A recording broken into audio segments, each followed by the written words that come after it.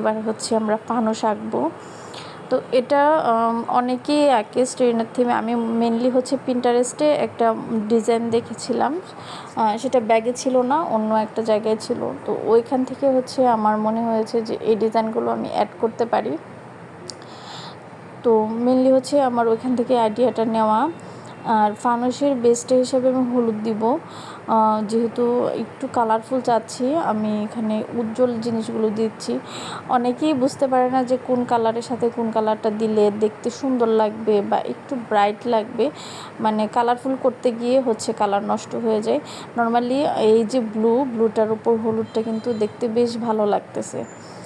অনেকেই আবার এখানে যদি ধরো অরেঞ্জ বা হচ্ছে গ্রিন কালার ইউজ করতা তাহলে জিনিসটা দেখতে অনেক বাজে লাগতো। তো কালারের যে থিঙ্কিংটা, মানে কোনটার সাথে কোনটা দিলে ভালো লাগবে বা কোনটার সাথে কোনটা মানাবে